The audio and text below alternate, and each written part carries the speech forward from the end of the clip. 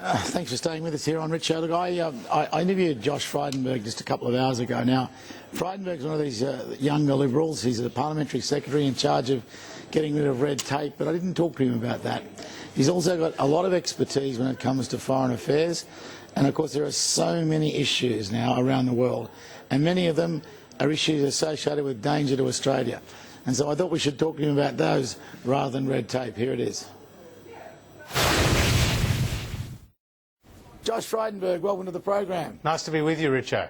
Now, as you are no doubt aware, the G20 is to be held in Australia later this year. Bill Shorten, the opposition leader, has already made it clear his view that we should not have Vladimir Putin at that conference. What's your view? Well, it's not a unilateral decision for Australia to take. It's basically a consensus-based organisation, the G20, and Australia will consult with some of the other countries in the lead-up. But as the Prime Minister has said, no decision has been taken about Vladimir Putin's attendance.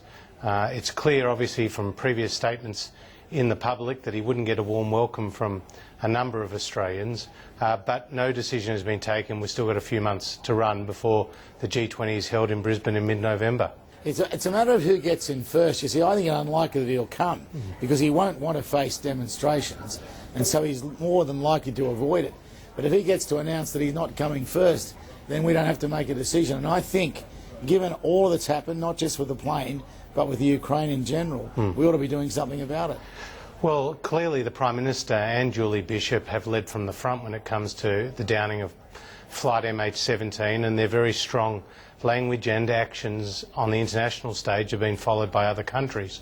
It's worth pointing out, Richo, that when the G20 occurs in mid-November, it will come soon after both the APEC meeting and the East Asia Summit meeting, two other meetings where Russia will be represented.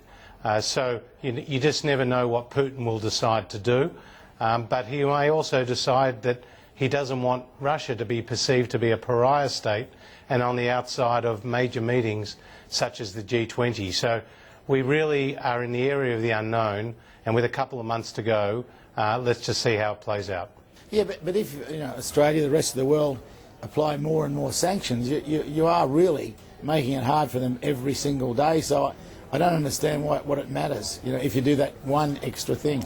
Well, as I said, it's not a unilateral decision, Richo. It's a consensus-based organisation.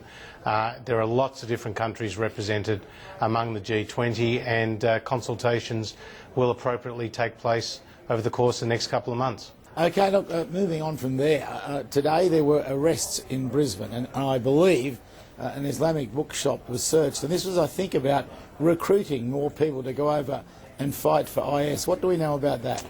Well, there have been two arrests of people on alleged terrorist-related offences.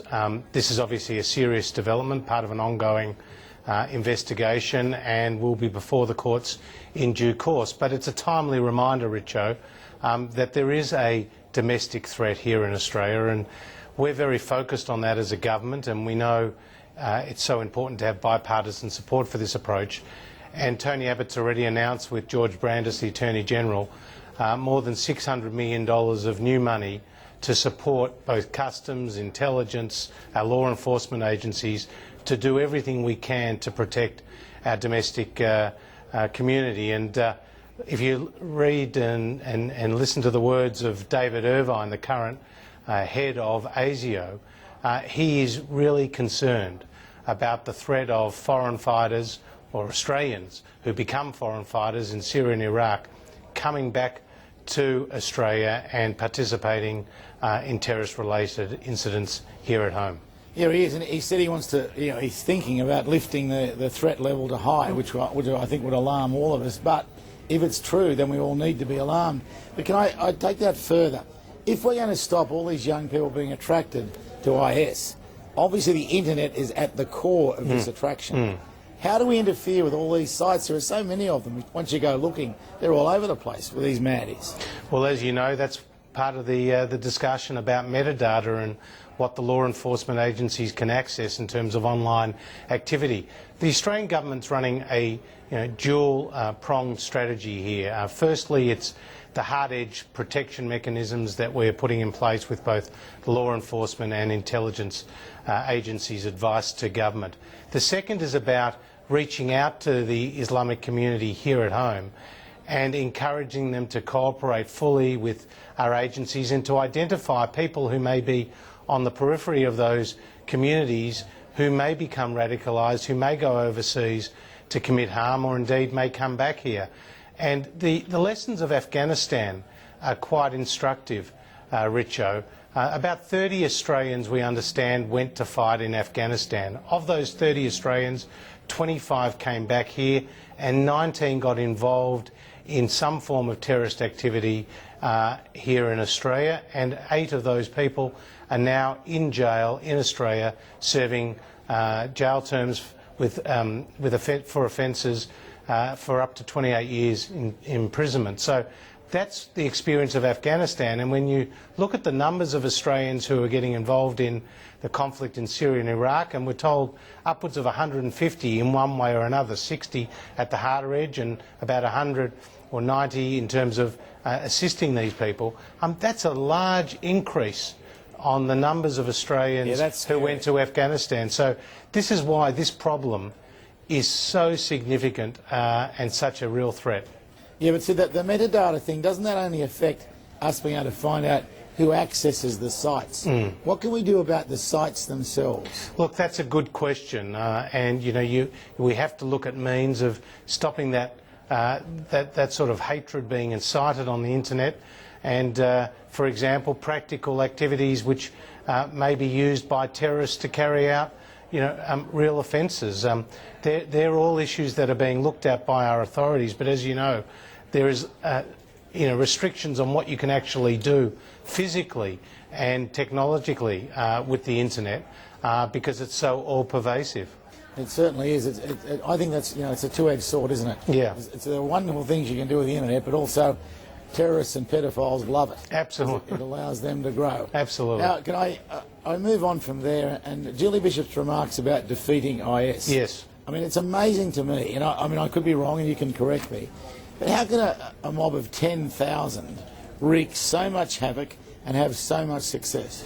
Well, you're right that these limited number of fighters compared to the size of the Iraqi army, for example, can make such major advances both in Syria and in Iraq.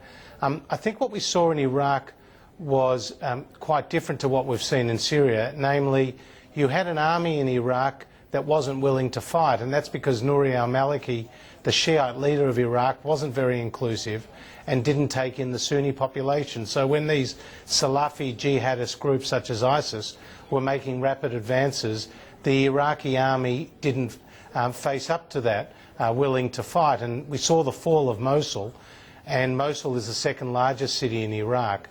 And one of the things that occurred when ISIS took Mosul was that they raided the bank in Mosul and got their hands on some $400 million plus of international currency, and that is being used to fuel this war that they're carrying out. But it is also clear that the American airstrikes carried out by drones and the like are having a real impact on the ground and did stop the advance of ISIS as they were making their way towards Mount Sinjar, and the Yazidi people could have been saved there from what looked like a genocide about to occur. So these international strikes have made a dent in ISIS's armoury, but what President Obama is talking about at the moment is a more widespread effort, bringing in not just Western countries like France and Britain and Australia, but also getting the help of countries represented by the Arab League, who are also abhorred by the advances of ISIS. Well, they should be, but we have more to worry about than just what's happening in Iraq. Over the border in Syria, if you don't do something about IS there, then I think anything you do in Iraq's a waste of time almost. It seems to me that you've got to make the decision to strike them in Syria as well.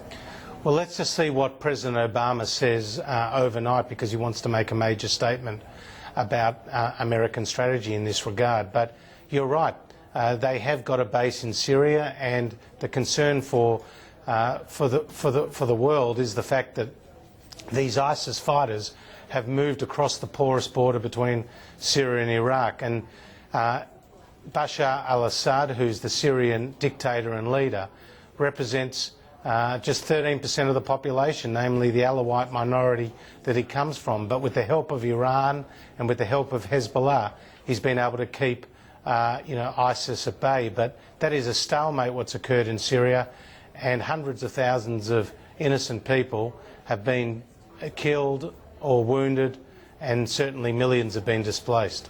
Yeah, and then you look at what happened in Libya, with all that jubilation and joy when Gaddafi fell, and now the place is a total mess. Well, as you know, they don't call it the Arab Spring in many quarters anymore, they call it the Arab Winter, because what we've seen is the replacement of dictators who you must say weren't too kind to their population, by anarchy in some cases, and that has seen more bloodshed and more dislocation and more humanitarian catastrophe. So it's very unclear how that whole period of leadership changeover, whether it was in Libya, whether it's been in Egypt, or whether it's in some of the other places in the Middle East, how that will actually play out. But one thing's for sure, Richo, this Sunni sectarian division that's playing out right across the Middle East is very real, and it will cost thousands and thousands more lives before any notion of peace breaks out. Josh, as always, it's fascinating talking to you. Thank you for your time. I'll be back in a moment with Hillik Bar.